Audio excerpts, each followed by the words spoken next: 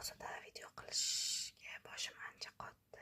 Shu sababli o'zimni soham ingliz tili bo'lganligi uchun ozgina ingliz tilida dars qilamiz. Ingliz tilida shunaqa narsalar borki, bilimingizni aniqlab, qaysi darajada ekanligingizni bildiruvchi imtihonlar bor. Bunaqa imtihonlar juda ham ko'p. O'zbekistonda Cefr, butun dunyo bo'yicha IELTS, Cambridge Assessment, TOEFL, TKT shu kabi sertifikat turlari juda ham ko'p. Hozirda meni darajam B2 darajada. Ushbu darajada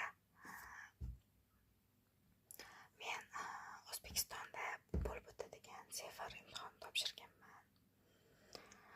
Va ko'rib turgan kitobingiz ham aynan shu Cefr multi-level ga tayyorlanish kitobi. Juda ham yaxshi kitob. Yana ozgina ma'lumot bersam, multi-levelda ham, IELTSda ham bitta imtihon o'z ichiga 4 ta turni qamrab oladi. Ya'ni siz bitta sertifikat olish uchun 4 xil imtihon topshirasiz. Qandaqa desanglar, gapirish, o'qish, yozish hamda tinglab tushunish degan turlar mavjud. Ko'nikmalar, ya'ni siz alohida gapirib, ya'ni og'zaki speaking imtihonini topshirasiz. Yozish, ya'ni insho kabi, xuddi o'zimizda o'zbek tilidagi insho kabi imtihon topshirasiz. Tinglab tushunish, eshitib, qo'lingizga berilgan testga o'xshash savollarga javob berasiz. Hamda reading o'qish, o'qib, matnlarni o'qib, ichidan berilgan savollarga javob topasiz. Ozgina bo'lsa ham tushunarli bo'ldi deb o'ylayman. Ko'rib turgan kitobingiz aynan writing, yozish imtihon uchun tayyorgarlik kitobi. Endi olib qarasak, yozish, ya'ni writingni o'zi 2 ta turga bo'linadi. Birinchisi task 1, ya'ni birinchi imtihonda siz xat yozasiz kimgadir. Ya'ni bu xatlarning ham uzun turlari bor, chuqurlashib o'tirmayman. Ikkinchi testimiz esa insho yozasiz berilgan mavzu bo'yicha. Endi limitlari bor. Birinchi topshirig'imiz, ya'ni xat 150 ta so'z atrofida bo'lishi kerak. Ikkinchi inshoimiz esa 250 ta so'z atrofida bo'lishi kerak. Keling endi kitobda birinchi mavzuyimiz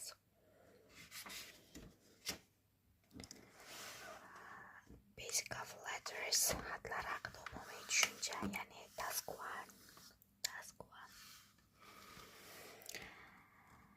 Multi-level imtihoni writing, ya'ni yozish bo'limining birinchi topshirig'ida talabgorlardan berilgan vaziyat asosida tayanch savollardan foydalangan holda xat yozishlari so'raladi. Ya'ni boya aytib o'tganimdek, berilgan mavzuga xat yozishingiz kerak. Bu berilgan mavzuni ichida sizga tayyor struktura ham beriladi. Buni o'qish davomida ko'ramiz. Imtihonda topshiriq quyidagi ko'rinishda bo'ladi. Mana bu to'rtburchak ichida sample turibdi, ya'ni xuddi shu ko'rinishda beriladi tasklarimizni o'zi. O'qiymiz. You live in a room in college. There is a problem in the bathroom that you would like repaired.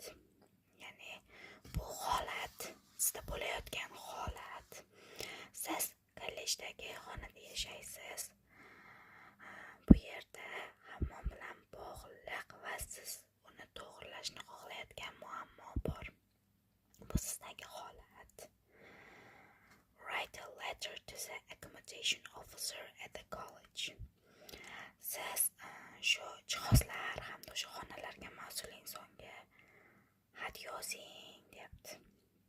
In the letter, xatimizda nimalar bo'lishi kerak? Nimalarga asoslanib xat yozishingiz kerak? Shular ham bor. Birinchisi, describe the problem. Ya'ni muammoingizni tasvirlab bering. Sizda qanaqa muammo? Misol uchun, hammom bilan bog'liq bo'lganda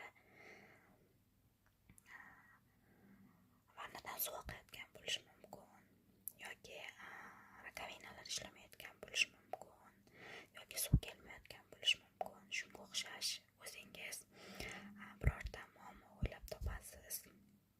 Ikkinchisi, explain how the situation affects you. Bu muammo sizga qanday ta'sir qildi, shuni isbotlab berishingiz kerak. Misol uchun, meni hammomimdan, ya'ni vannamdan suv oqib ketdi. Bu menga katta muammolarni keltirib chiqardi. Faqatgina menga emas, boshqa xonalarga ham yomon ta'sir qildi. Xuddi shunga o'xshash. Endi buni qanaqa yozishingiz o'zingizga bog'liq. Uchinchisi, suggest a time when a repairman could visit. Ya'ni o'sha usta qachon kelishini taklif qiling deb qo'yibdi. Shunaqa ko'rinishda bo'ladi birinchi topshirig'imiz. Xuddi shu ko'rinishda siz xuddi mana shu berilgan situation, ya'ni holat bo'yicha mana shu strukturaga asoslanib xat yozishingiz kerak. Talabgor berilgan topshiriqqa kamida 150 ta so'zdan iborat xat yozishi kerak. Bu xatni yozish uchun 20 daqiqa ajratish tavsiya qilinadi. Endi qarang, bizda yozish bo'limi uchun aynan 1 soat vaqt beriladi. Buni 20 daqiqasini tasklan uchun, ya'ni xat uchun ajratsak, qolgan 40 minutda task-to, ya'ni katta inshoimizga qoladi.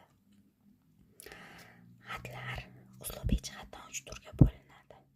Rasmiy, ya'ni rasmiy deganda qanaqa notanish yoki mansabdor shaxslarga yoziladi, qanaqadir kompaniyalarga yoziladi, shifokorga, mehmonxonaga yoziladi.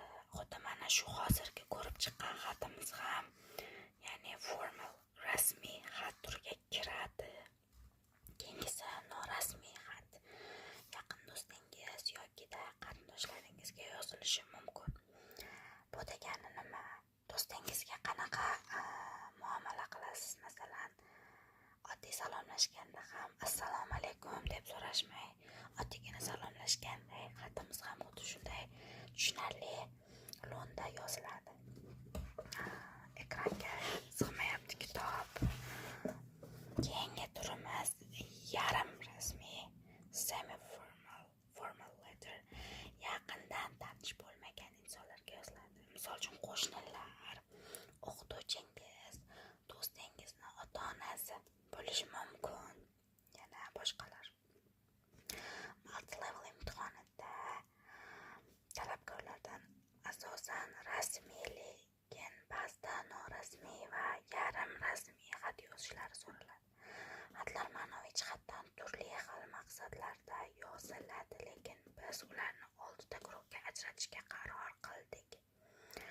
Request letter, so'rov xati.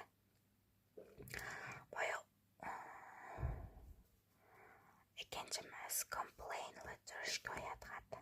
Boya ko'rgan xatimiz, yuqorida ko'rgan xatimiz, ya'ni shu shikoyat xatiga kiradi. Complaint letter nima sababdan desangiz, biz aynan shu kollej ustasiga xonamizda, ya'ni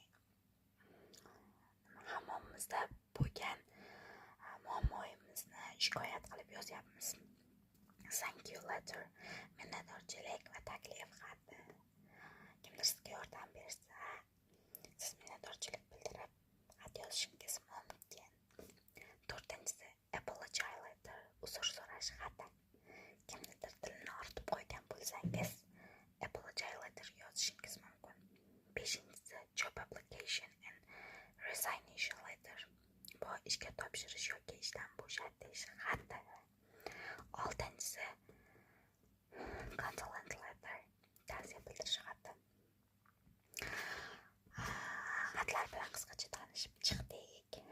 Men bu yo'nalishga chuqur kirishingizni majburlamayman. Shunchaki mavzu kelmaganda mavzu desa ham bo'ladi. Kimlar uchundir manfaatli bo'ldi degan umiddaman. Meni qo'llab-quvvatlashda davom eting. Obuna bo'ling, kommentariy yozing, like bosing. Bu meni yana video olishga majburlaydi.